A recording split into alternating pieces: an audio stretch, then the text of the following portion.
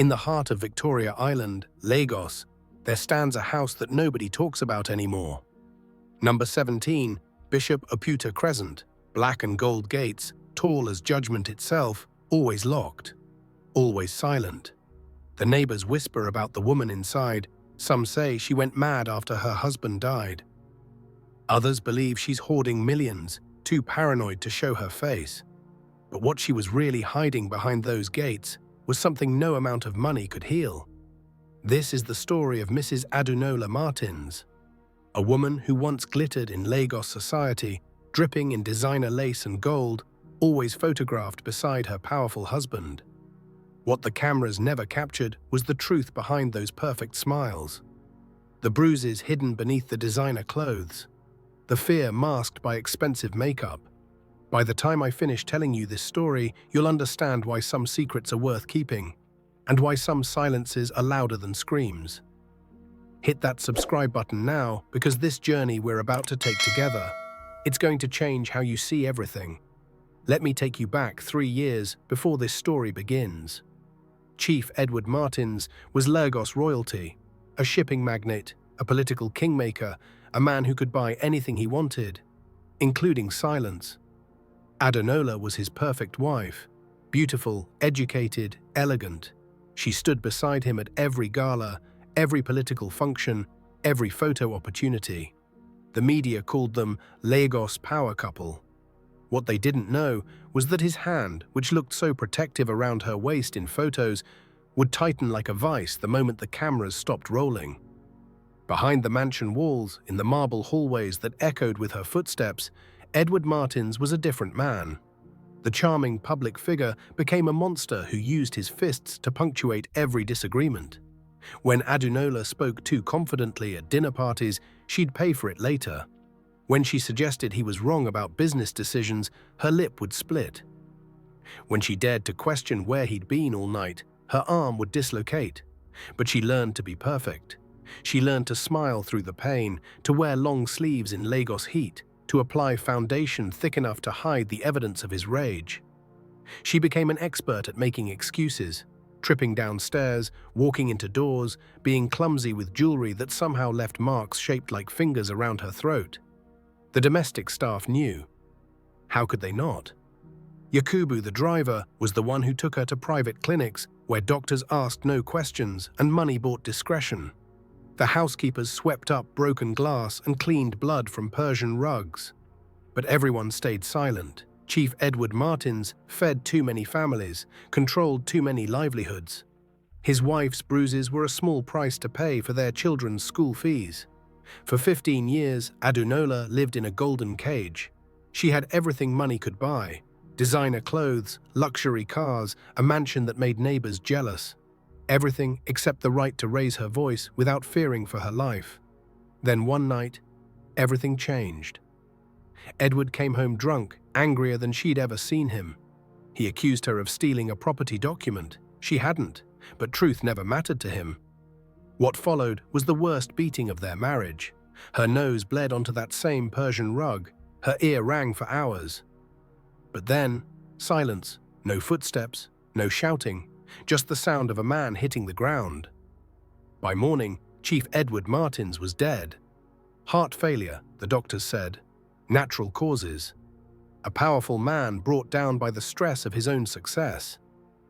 But Adunola knew better. She found his platinum ring, the one inscribed to power always, lying beside the staircase as if it had rejected him in his final moments. She kept that ring, not as a memento of love, but as proof that monsters are still mortal. The funeral was spectacular.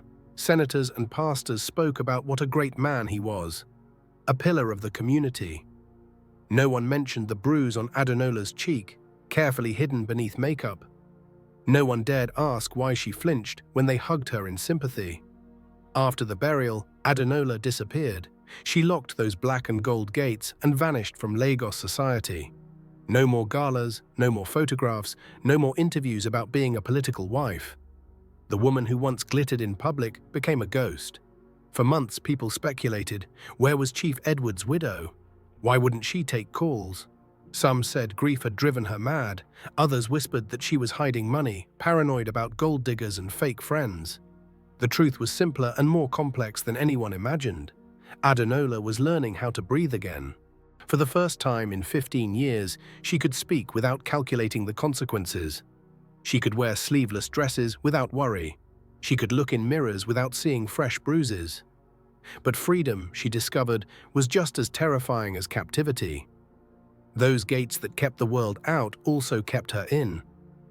She'd order groceries online, conduct business through lawyers, watch the world through tinted windows. She was free, but she was still hiding. That's when the dreams started coming. Not nightmares about Edward, though those came too. Dreams about other women. Young faces, frightened eyes, voices calling for help. Dreams so vivid she'd wake up crying, not from her own pain, but from theirs. One morning, staring at herself in the bathroom mirror, the same mirror where she'd once practiced covering bruises, Adenola made a decision that would change everything. She was going to build something. Not a monument to her suffering, but a sanctuary for others who were still trapped. House of Daughters started as a whisper. Adenola worked through intermediaries, lawyers, and trusted staff. She bought a modest property in a quiet part of Lagos. Not glamorous, but safe. Clean beds, warm food, and something most of these girls had never experienced: the promise that no one would hurt them here. The first girl to arrive was barely 16, sent by a social worker who'd heard rumors of a new shelter.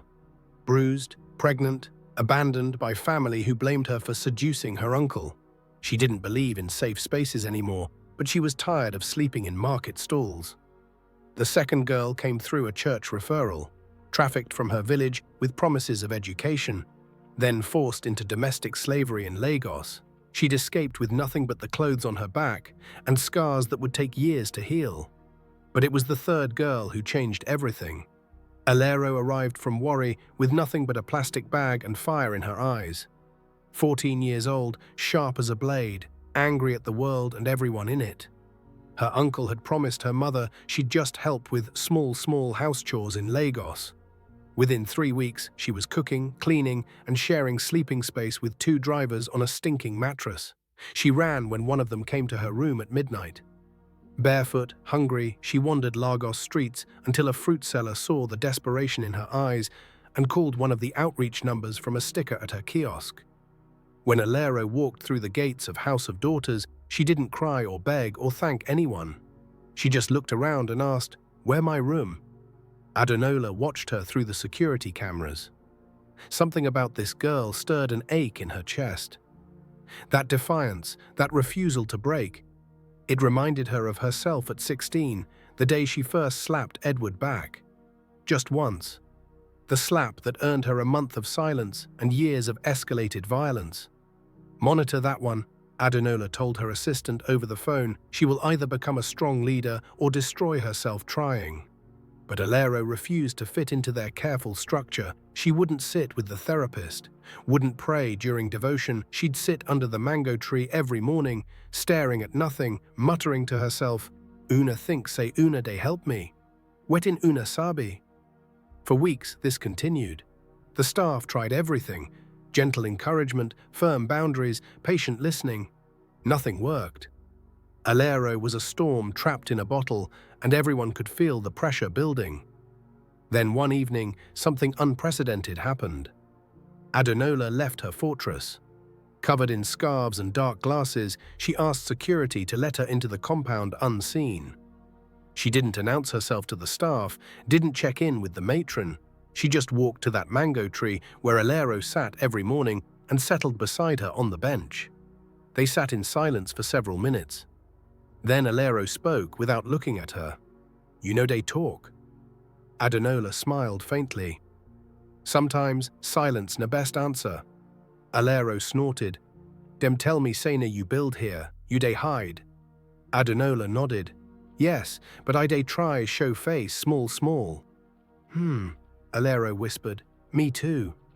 2 bruised hearts on a quiet bench, neither knowing the other's full story, but recognizing something familiar in the shared silence. Healing had started in the most unexpected way. But Adenola's secret couldn't last forever. Lagos was too small and power left too many witnesses.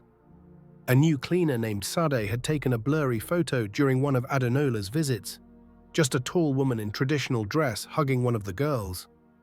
That night, she sent it to her cousin who worked for a tabloid. "Big story day come," she texted. "Keep 'em safe."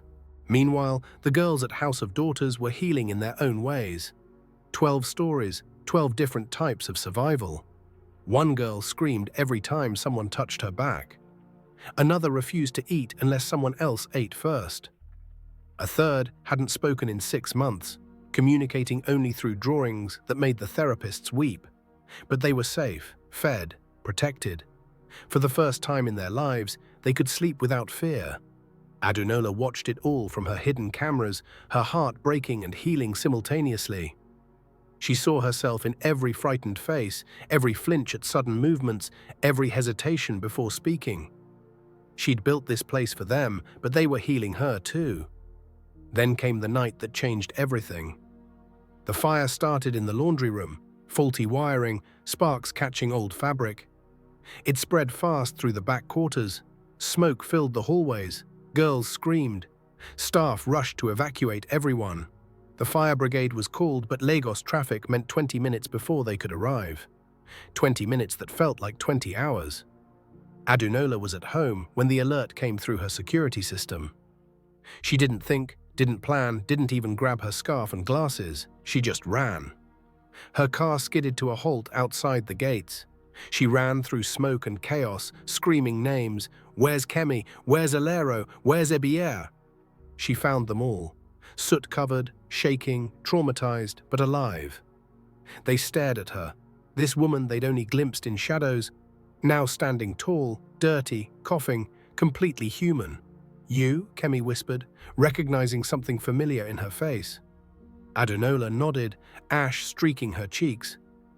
"Yes, me."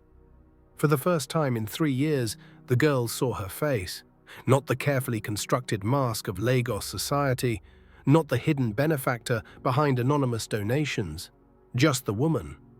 Raw, real, and unafraid. 3 days after the fire, a photograph surfaced online. It showed Adunola covered in ash, barefoot, hair undone, holding Kemi's face with trembling hands. Her expensive clothes were torn, her makeup was gone. But her eyes were alive with purpose. The image went viral within hours. Mystery widow finally unveiled. Meet the billionaire behind Lagos's safest haven. Chief Edward Martins's wife resurfaces. Her phone rang non-stop. Interview requests, congratulations from old friends trying to reconnect, messages from Edward's family demanding explanations. Lagos society was buzzing with questions they'd been asking for 3 years. Her assistant looked nervous. "Should I delete your social media accounts?" Adunola stared at the photograph on her laptop screen. For a moment, she saw herself through strangers' eyes, not as a victim, not as a hidden widow, but as a woman who'd run into fire to save children who weren't even her own. "No," she said quietly. "Let them see me. Let them all see." That night, alone in her bedroom, she curled up and wept. Not because she was exposed, but because she didn't feel afraid anymore. The thing she'd been hiding from, public attention, judgment, questions about her marriage, suddenly seemed smaller than the girls who needed her voice. The letters started arriving immediately. The first one was from a woman named Remy. "Dear Madam A, I lived with my uncle in Mushin when I was 12. What happened to me? I've never told anyone. Until now. Watching you save those girls saved something inside me too." Then another letter arrived, then 10, then 35, each one a confession, a memory, a cry for help that had been silenced for years. Some were from grown women finally ready to speak their truth. Others were from teenagers desperate for someone to believe them. One was even from a man, admitting he'd been abused by a trusted family friend. Adunola kept them all in a wooden box beside her bed. At night, she'd read one before sleeping. Like scripture, like prayer, like truth finally being told. But exposure brought unexpected challenges. Remember Sade, the cleaner who'd taken that first photograph? She came back to House of Daughters 3 weeks later. this time not with gossip but with swollen lips and a trembling voice. "Madame," she whispered, "please help me." Adenola looked at her with no judgment, just quiet recognition. "He hit you?"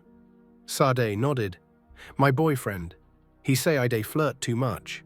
They took her in that night, cleaned her wounds, gave her a room, treated her with the same care they showed every other survivor. When Alero heard what happened, she said quietly, 'Nobody holy pass, but at least here we safe.'" But not everyone was happy about Adenola's newfound visibility. The phone call came at midnight, unknown number. "Hello? It's me, Chief Coyote Martins, Edward's brother." Adenola's blood went cold. "I see you run a charity now," he continued, his voice carrying the same menace she remembered from family gatherings. "Good work. But remember, this family has a name. We do not tolerate scandals." She found her voice. "You're scared of scandals now? You forget that property in Banana Island is still in Edward's name. The beach house in Lekki too. Don't force us to remind you who really owns what."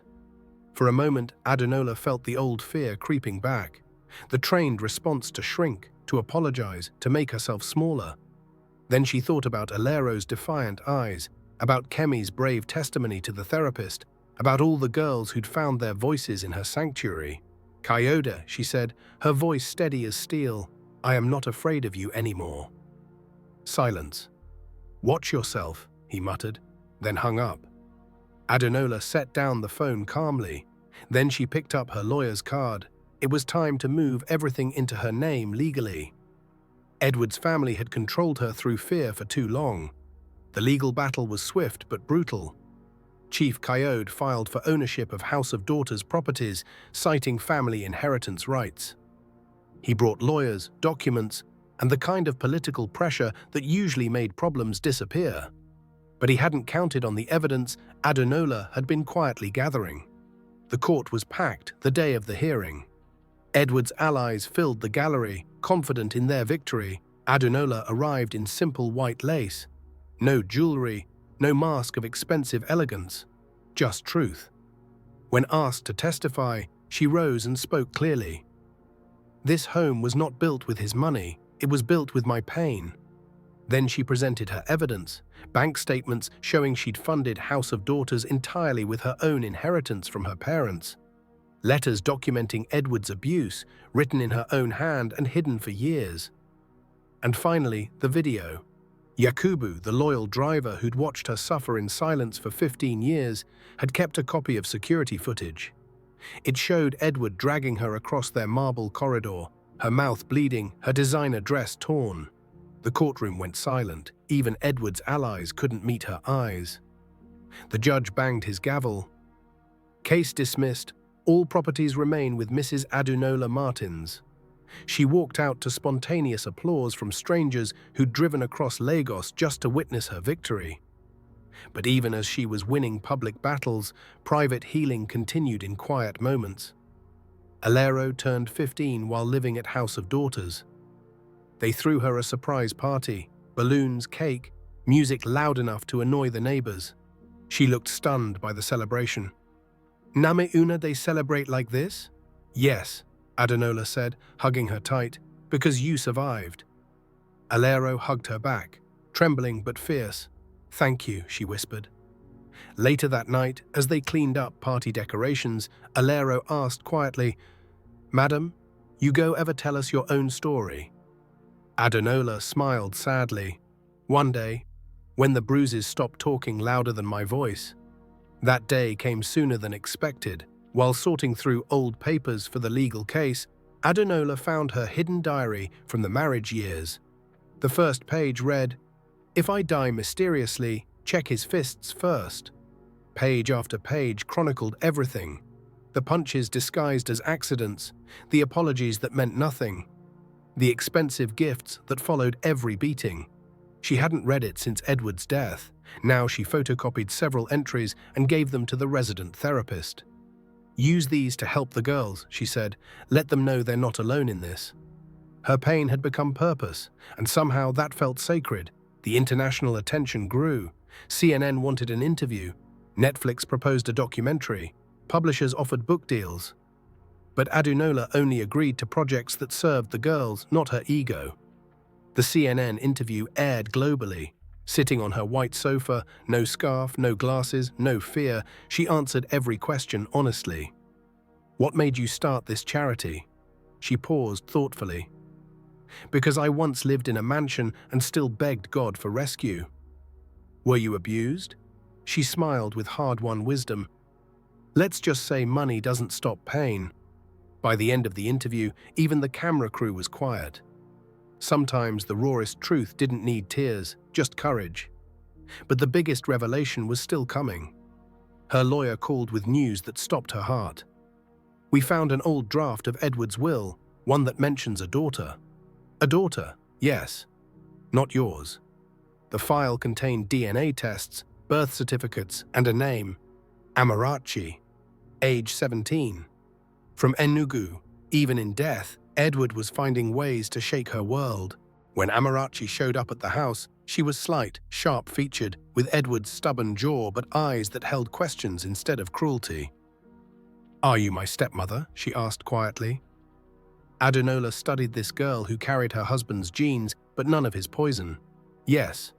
They sat on the front porch, sharing Zobo while evening traffic hummed in the distance.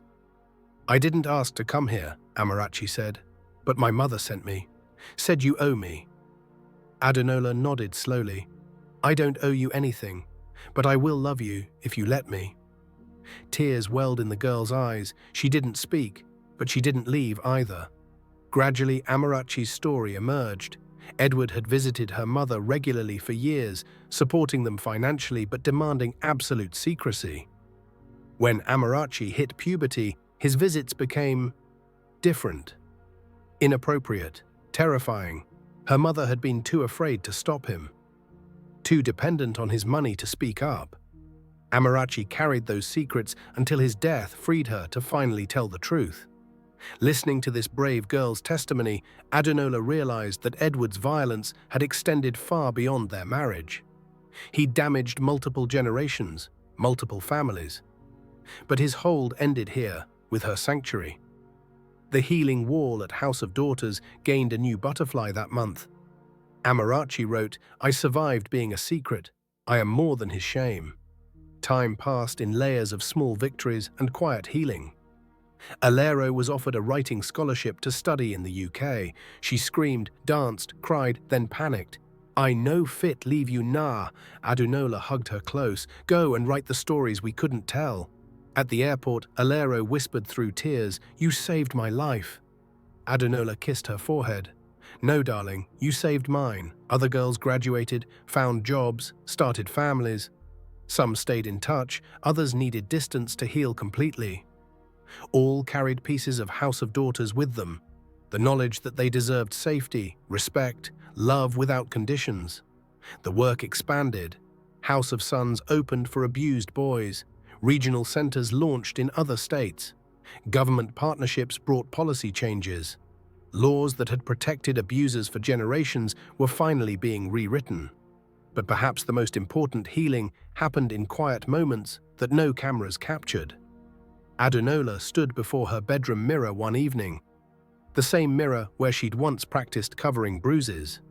Now she saw something different, not a victim, not a widow, not a charity founder, just a woman who'd learned to breathe again. She touched the faint scar on her shoulder, visible in her sleeveless dress. It used to throb with memory. Now it reminded her that she'd lived, that she'd survived, that she'd chosen to transform her pain into someone else's protection. She wore that sleeveless dress to an awards ceremony the next week. No one asked about the scar because no one needed to. Her story was already written in her courage. The book, when it finally came out, was simply titled Bruised Beneath the Gold. It topped bestseller lists across Africa and beyond. But more importantly, it opened conversations in homes where violence had hidden behind wealth, status, and silence. Women who'd never spoken their truth found their voices. Men who'd witnessed abuse finally intervened. Children learned that love should never leave marks. 5 years after that first fire exposed her to the world, Adunola stood at the entrance of their newest facility. They'd built a wall where each brick bore the name of a girl who'd passed through House of Daughters. Hundreds now. Each one a life changed, a cycle broken, a future reclaimed. At the center, carved in stone, were words that had become their motto. We are not victims. We are witnesses. We survived. We soared. Adunola ran her fingers across every name, then walked through the gates again. Her old bedroom, once dim and shuttered, now had wide glass windows that let in streams of golden light. On her desk sat letters from Alero, drawings from Kemi, poems from Amarachi, and photographs of all the girls. She picked up her pen and began writing again. Not her story this time, but theirs. The girls who'd taught her that healing wasn't about forgetting the past, it was about transforming it into something beautiful. Outside, she could hear laughter. Girls playing, studying, dreaming without fear. Their voices carried on the Lagos wind like prayers answered, like promises kept. The woman behind the locked gates had finally learned the most important truth of all. Some doors need to stay closed to keep out danger, but others need to open wide to let in light. And sometimes the greatest act of love is building a sanctuary where broken things can learn to fly again. The gates of number 17, Bishop Oputa Crescent, still stand, but now they're painted bright yellow and they're always open during the day. Because Adunola Martins learned that the best way to heal from hiding is to become someone else's shelter.